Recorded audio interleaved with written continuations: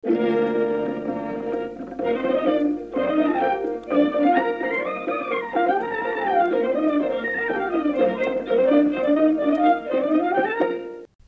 শ্ৰোতাসকল, বিশেষ চলন্তিকালৈ আপোনালোকক স্বাগতম। আজিৰ অনুষ্ঠানত শুনক দৰং জিলাৰ ডিপিলাৰ 456 বছৰীয়া ইতিহাস প্ৰসিদ্ধ খটৰা সত্ৰ আৰু ইয়াত উদযাপন কৰা পৰম্পৰাগত পাছতি উৎসৱ সন্দৰ্ভত সত্ৰ পৰিচালনা সমিতি আৰু চলিত বৰ্ষৰ পাছতি উৎসৱ উদযাপন সমিতিৰ সম্পাদক গংগাৰাম বৈশ্যৰ সৈতে হোৱা এটি সাক্ষাৎ গ্ৰহণ কৰিছে আমাৰ দৰং জিলাৰ সংবাদদাতা ময়ূখ গোস্বামীয়ে। বৈশ্য ডাঙৰীয়া, আকাশবাণী গুৱাহাটীৰ চলন্তিকা অনুষ্ঠানলৈ আপোনাক স্বাগতম জনাইছো। দৰং জিলাৰ ডিপিলাত অৱস্থিত ইতিহাস প্ৰসিদ্ধ খটৰা সত্ৰৰ পৰিচালনা সমিতিৰ আপুনি সম্পাদকৰ দায়িত্বত আছে।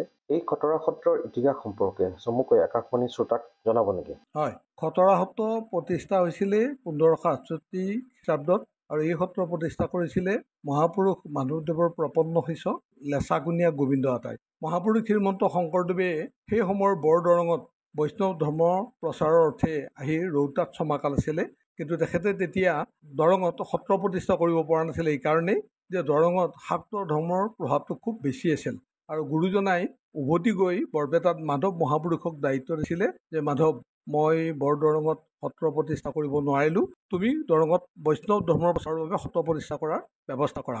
মহাপুৰুষ মাধৱদেৱে হয়তো ভাবিছিলে যে গুৰুজনাই নোৱাৰা কাৰ্যটো মই কেনেকৈ কৰিম, আৰু সেইকাৰণে হয়তো গোবিন্দ আতাক পঠাইছিলে। আৰু গোবিন্দ আতাই 4জন ভকত লগত লৈ ফুৰেৰে আহি প্ৰথমতে ফুলুংমুখ, পিছত গৈ নগৰা, পানীহেলি, এনেকৈ কোনো স্থানতে সত্ৰ পতাৰ উপযুক্ত স্থান নেদেখিলে। যে ক'ৰবাত বানপানীৰ উপদ্ৰৱ, ক'ৰবাত বন্য জন্তুৰ উপদ্ৰৱ আৰু কিছু স্থানত এনেকুৱা যে জনবসতি নাই। সেইকাৰণে গোবিন্দ আতাই এক প্ৰকাৰ দুখ মনেৰে উভতনি যাত্ৰাত আহি বৰ্তমান খটৰা সত্ৰখন য'ত প্ৰতিষ্ঠিত হৈ আছে ইয়াৰে ননৈ নদীৰ পাৰত এটা জংঘল ঠাইত তাৰমানে নৈশ যাপন কৰিছিল। আৰু পিছদিনা ৰাতিপুৱা নদীৰ ফালে ওলাই যাওঁতে গোবিন্দ আতাই এটা অদ্ভুত দৃশ্য দেখিলে যে আচলতে প্ৰাকৃতিক নিয়মত সৰ্পই ভেকুলী ভক্ষণ কৰে, কিন্তু গোবিন্দ আতাই দেখিলে যে এটা প্ৰকাণ্ড বামুণ ভেকুলীয়ে এটা বিষাক্ত ফেটি সাপ মুখৰ ফালৰ পৰা গিলি গৈ আছে। গতিকে গোবিন্দ আতা যিহেতু সিদ্ধ পুৰুষ আছিলে, তেওঁ এইটো ভাবিলে যে এই স্থানৰ ঐশ্বৰিক মহিমা আছে, যিকোনো প্ৰকাৰে ইয়াতেই সত্ৰ প্ৰতিষ্ঠা কৰিবই লাগিব। কিন্তু তেওঁ ঠিক তেনে মনেৰেই ইয়াতে অকণমান সাধাৰণভাৱে হাবি জংঘল কাটি তাতেই চাকি বন্তি জ্বলাই নাম কীৰ্তন আৰম্ভ কৰিছিল। কিন্তু ইয়াতে যিখিনি বসবাস কৰা মানুহ সীমিতভাৱে আছিল, থাকিলেও তেখেতসকলে ইয়াতে বন্য জন্তু চিকাৰ কৰি আৰু গছৰ ফল মূল সাধাৰণতে তেখেতসকলে আহাৰ হিচাপে গ্ৰহণ কৰিছিল। তেওঁলোকে ভাবিলে যে এনেকৈ যদি জংঘল কাটি যায় বা মানুহৰ বসতি হয় তেতিয়াহ'লে ইয়ালৈ পহু নাহিব, আমি কেনেকৈ চিকাৰ কৰিম আৰু গছৰ ফল মূলবিলাকলৈ খাব নাপাম। গতিকে তেখেতসকলে গোবিন্দ আতাক সুধিলে যে তুমি ইয়াতে কি জংঘল কাটি কি নাম কীৰ্তন কি চাপৰি বজাইছা, কি জুই জ্বলাইছা ইয়াত? গতিকে তেতিয়া গোবিন্দ আতাই ক'লে যে নহয়, মই ঈশ্বৰ সেৱা কৰিছোঁ, ভগৱন্তৰ নামত গুণানুকীৰ্তন কৰিছোঁ, তোমালোকেও মোৰ লগত সহযোগ কৰা। তেতিয়া কিন্তু সেই মানুহখিনিয়ে গোবিন্দ আতাক যথেষ্ট তিৰস্কাৰ কৰিছিলে। হাবি কাটি ইয়াতে ঈশ্বৰ সেৱা কৰিব, ক'ত ঈশ্বৰ আছে, ক'ত ভগৱান আছে, আমাক দেখুৱাব লাগে।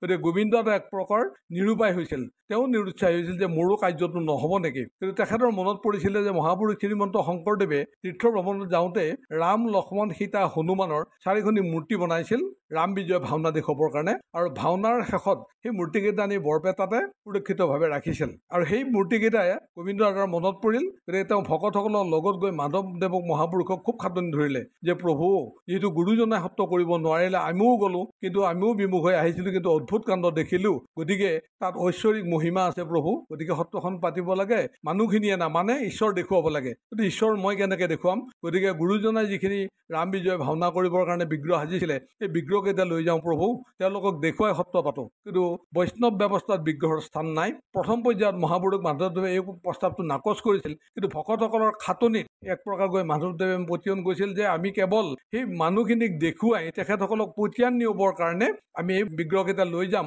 আমি কিন্তু ঈশ্বৰৰ উপাসনাটো আমি গুৰুসনৰ আগতে কৰিম প্ৰভু, গতিকে আপুনি বিশ্বাস কৰক, নহ'লে দৰঙত ধৰ্মৰ খুঁটিটো নৰব। তেনেকৈ মহাপুৰুষ মাধৱদেৱে এই বিগ্ৰহকেইটা দি পঠাইছিল আৰু নৌকাৰে সেই বিগ্ৰহকেইটা আনি নিশাৰ ভিতৰতেই এঠাইত সুন্দৰভাৱে স্থাপন কৰি সেই মানুহখিনিক দেখুৱালে, আৰু তেখেতসকলে বাস্তৱতে ঈশ্বৰ দেখি তেখেতসকলে সন্তুষ্ট হ'ল আৰু গোবিন্দ আতাত শৰণ ল'লে আৰু গোবিন্দ আতাৰ লগত সত্ৰ পাতাৰ সহযোগ আগবঢ়ালে। গতিকে এনেকৈ খটৰা সত্ৰ প্ৰতিষ্ঠাৰ কিছু ইতিহাস বা আদি কথাবিলাক এনেধৰণে আৰম্ভ হৈছিল। কিন্তু মই এই সুযোগতে এটা কথা ক'বলৈ বিচাৰিছোঁ যে 1568 খ্ৰীষ্টাব্দতেই গোবিন্দ আতাই সত্ৰ প্ৰতিষ্ঠা কৰোঁতে মহাপুৰুষ শ্ৰীমন্ত শংকৰদেৱে অযোধ্যাত এই যে ৰাম বিজয় ভাওনা কৰিবৰ কাৰণে যি বিগ্ৰহ বনাইছিল সেই বিগ্ৰহকেইটাকে আনি খতৰা সত্ৰত প্ৰতিষ্ঠা কৰিছিল। গতিকে আমি অসমৰ মানুহবিলাকে এই কথাটো ভাবিব পাৰোঁ, যেনেধৰণে অযোধ্যাৰ ৰাম মন্দিৰ বনাইছে, গতিকে অসমৰ মানুহে যদি ভাবে যে খতৰা সত্ৰ অসমৰ অযোধ্যা, গতিকে মই এই সুযোগতে অসমবাসী ৰাইজলৈ আহ্বান জনাম যে যিহেতু অযোধ্যাত ৰাম মন্দিৰ প্ৰতিষ্ঠা হৈছে, খতৰা সত্ৰত এই 468 বছৰ আগৰ পৰাই প্ৰভু ৰামৰ বিগ্ৰহ আছে, লগত তেওঁৰ পৰিয়াল আই সীতা আছে, লক্ষ্মণ আছে আৰু প্ৰভু ভক্ত হনুমান আছে। গতিকে নিশ্চয় খতৰা সত্ৰয়ো অসমৰ অযোধ্যা হিচাপে মান্যতা পাব বুলি অসমৰ ৰাজ্যৰ ওচৰত আমি নিবেদন কৰিছোঁ। প্ৰতি বছৰে খতৰা সত্ৰত ভাদ আৰু আহিনৰ সংক্ৰান্তিত পাচেতি উৎসৱ উদযাপন কৰা হয়। এই পাচেতি উৎসৱৰ এইবাৰৰ উদযাপন সমিতিৰ আপুনি সম্পাদকৰ দায়িত্বত আছে। এই পাচেতি উৎসৱৰ ঐতিহ্য আৰু পৰম্পৰা সম্পৰ্কে আকাশবাণী শ্ৰোতাক জনাওকচোন। খতৰা সত্ৰত পৰম্পৰাগতভাৱে সত্ৰ প্ৰতিষ্ঠাৰ পৰাই পাচেতি উৎসৱ পালন কৰি অহা হৈছে আৰু আগতেই সত্ৰৰ কীৰ্তন ঘৰৰ চাৰিবেৰৰ মাজতেই পাচেতি উৎসৱটো ধৰ্মীয় আৰু আধ্যাত্মিক পৰম্পৰাৰে সীমিত আছিলে। কিন্তু পৰৱৰ্তী পৰ্যায়ত এই উৎসৱলৈ পৰ্যবেক্ষিত হ'ল আৰু ভগৱান শ্ৰীকৃষ্ণৰ জন্ম বৃত্তান্তৰ লগত সম্পৃক্ত এই অনুষ্ঠানটো। ভগৱান শ্ৰীকৃষ্ণৰ জন্মৰ 5 দিন পিছতে পাচেতি অনুষ্ঠানটো হয়। কিন্তু আজিকালি আমাৰ এই উৎসৱটোৰ এটা নিৰ্দিষ্ট দিন কৰি লোৱা হ'ল, এইকাৰণেই যে খতৰা সত্ৰখন গোটেই গ্ৰামাঞ্চলত প্ৰতিষ্ঠিত। ইয়াতেই গোটেইবিলাক মানুহ কৃষিক নিৰ্ভৰশীল আৰু লগতে সেই সময়টো ভৰ বাৰিষাৰ সময় থাকে, বোকা পানী বিভিন্ন সমস্যাৰ জটিলতাৰ সৃষ্টি হয়। সেইকাৰণে গোবিন্দ এটা থকা সময়তেই গোটেই ভক্তবিলাকে লগ হৈ ক'লে যে আমি ধৰ্মীয় কীৰ্তনখিনি 5 দিন পিছতে সম্পূৰ্ণ কৰিম কীৰ্তন ঘৰত, কিন্তু উৎসৱটো আমি পিছলৈকে লৈ যাম। ঠিক তেনেধৰণেই ভাদ আৰু আহিন মাহৰ সংক্ৰান্তিত এটা নিৰ্দিষ্ট তাৰিখ কৰি ল'লে যে ভাদ আহিন মাহৰ সংক্ৰান্তিত পাচেতি মহোৎসৱটো অনুষ্ঠিত হ'ব। কিন্তু পাচেতি মহোৎসৱৰ সেই সংক্ৰান্তিৰ অৰ্থাৎ 17 ছেপ্টেম্বৰৰ দিনাই বিশ্বকৰ্মা পূজা মিলে। বহুতে নাজানি খতৰাৰ বিশ্বকৰ্মা বুলি ক'ব খোজে, আচলতে খতৰা সত্ৰত তেনেধৰণৰ কোনো পূজা পাতল নহয়। ইয়াতে কেৱল হৰিৰ নাম গুণানুকীৰ্তন হয়, ভগৱান শ্ৰীকৃষ্ণৰ গুণানুকীৰ্তন হয়, এনে নাম প্ৰসংগৰে গোটেই অনুষ্ঠানটো কৰা হয় আৰু দধিমথা কৃষ্টিত ভগৱান শ্ৰীকৃষ্ণকো তাত উপস্থাপন কৰা হয়। সেইকাৰণে মানুহৰ বেছি আকৰ্ষণ হয় আৰু মানুহৰ এটা লোকবিশ্বাস হৈছে কৃষ্ণ সংস্কৃতিৰ লগত জড়িত যিহেতু, সেইকাৰণে দধিমথা কৃষ্টি ভক্তিভাৱে দৰ্শন কৰিলে মানুহৰ ভাগ্য সঞ্চিত হয়। এই লোকবিশ্বাসৰ আধাৰতেই খতৰা সত্ৰত পৰম্পৰাগতভাৱে পাচেতি মহোৎসৱটো অনুষ্ঠিত কৰি অহা হৈছে। এইবাৰ পাচেতি মহোৎসৱ কিদৰে আয়োজন কৰা হৈছে বা ইয়াৰ প্ৰস্তুতি কেনেধৰণৰ? খতৰা সত্ৰত 4 দিনীয়া বৰ্ণাঢ্য কাৰ্যসূচীৰে পাচেতি মহোৎসৱ আয়োজন কৰা হৈছে 16 ছেপ্টেম্বৰৰ পৰা 19 ছেপ্টেম্বৰলৈ।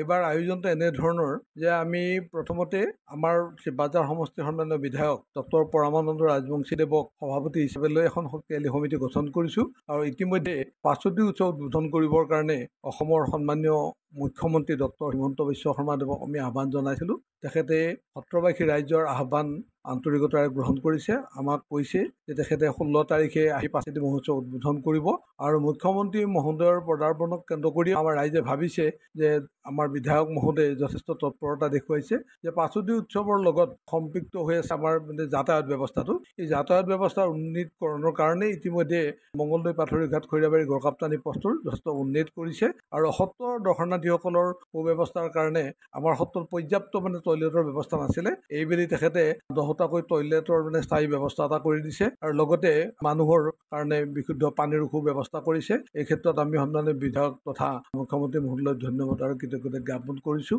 আৰু আশা ৰাখিছোঁ যে মুখ্যমন্ত্ৰী মহোদয়ৰ পদাৰ্পণৰ পিছত নিশ্চয় খতৰা সত্ৰই 16 ছেপ্টেম্বৰত তেখেতে মহোৎসৱ উদ্বোধন কৰাৰ পিছতেই আমাৰ খতৰা সত্ৰৰ 450 বছৰীয়া জয়ন্তী আৰু খতৰা সত্ৰৰ পৰিচালনা সমিতিৰ উদ্যোগত আমি এটা ভেটি এটা স্থায়ীভাৱে কৰিছোঁ, সেইটো তেখেতে উদ্বোধন কৰিব আৰু লগতে খতৰা সত্ৰৰ পাচতিৰ যিখন মুখপত্ৰ আৰু লগতে খতৰা সত্ৰৰ স্নাতক মহাবিদ্যালয় আমি এখন প্ৰতিষ্ঠা কৰিছিলোঁ। এইখনে সুন্দৰভাৱে 4টা বছৰ অতিক্ৰম কৰিলে আৰু মহাবিদ্যালয় কৰ্তৃপক্ষই এখন মুখপত্ৰ প্ৰকাশ কৰিছে।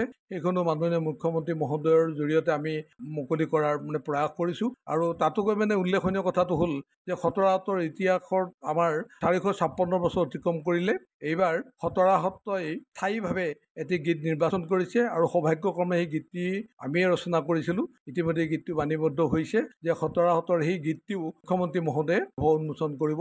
ইয়াৰ লগত আমাৰ ইয়াত ডাঙৰ বাণিজ্যিক মেলা এটা সৃষ্টি হয় যিহেতু কৃষিভিত্তিক অনুষ্ঠান বা আমাৰ কৃষক ৰাইজৰ মাজত এই সত্ৰখন অৱস্থিত, ইয়াতে মানে উল্লেখনীয় কথাটো হ'ল এনেকুৱা যে ইয়াতে গোটেই কৃষিজাত যিবিলাক উদ্যান শস্যৰ মানে পুলি, সেইবিলাক ইয়াতে গোটেই কৃষকবিলাকে ধুনীয়াকৈ লৈ আহে। আৰু মানুহৰ লোকবিশ্বাস যে খতৰা সত্ৰৰ পাছেদি মহোৎসৱৰ পৰা লৈ যোৱা উদ্যান শস্যৰ পুলিবিলাকত মানে বেছিকৈ ফল মূল ধাৰণ কৰিব, এই লোকবিশ্বাস আছে। আৰু ইয়াৰ বাহিৰেও বিভিন্ন জিলাৰ পৰা নগাঁও, মৰিগাঁও, বৰপেটা, শুৱালকুছি, বাক্সা, গোৰেশ্বৰ এনেকুৱা বিভিন্ন স্থানৰ পৰা বিভিন্ন ধৰণৰ মানে প্ৰতিষ্ঠানে ব্যৱসায় প্ৰতিষ্ঠান স্থাপন কৰে। গতিকে এটা মেলামুখী তালুকে খতৰা সত্ৰ পৰ্যবেক্ষিত হৈছে। আৰু ইয়াৰ লগত সাংস্কৃতিক অনুষ্ঠান আছে। আমাৰ সাংস্কৃতিক অনুষ্ঠানৰ ভিতৰত আমাৰ সত্ৰীয় যিখিনি সংস্কৃতি আছে এইখিনি সুন্দৰভাৱে পৰিৱেশন কৰা হ'ব।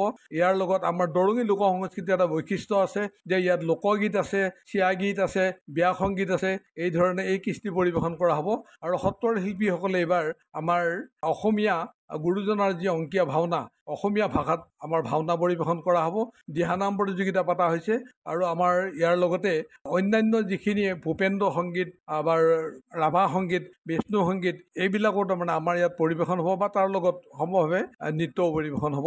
এনেধৰণে আমি বৰ্ণাঢ্য কাৰ্যসূচীৰে 4 দিনীয়াকৈ পাছেতি মহোৎসৱ এইবেলি আমি আয়োজন কৰিছোঁ। পাছেতি উৎসৱে ডিপিলা আৰু ইয়াৰ উপসত্ৰ অঞ্চলৰ আৰ্থ-সামাজিক দিশত প্ৰভাৱ পেলায় বুলি আপুনি ভাবে নেকি? খতৰা সত্ৰ আচলতে সমন্বয়ৰ সেতু বুলি ক'ব লাগিব। এইকাৰণেই যে খতৰা সত্ৰ বৈষ্ণৱ আদৰ্শত প্ৰতিষ্ঠিত যদিও খতৰা সত্ৰ উদাৰ। খতৰা সত্ৰত শাক্ত, শৈৱ, বৈষ্ণৱ, গাণপত্য সকলো শ্ৰেণীৰ ভকতে খতৰা সত্ৰ দৰ্শন কৰে।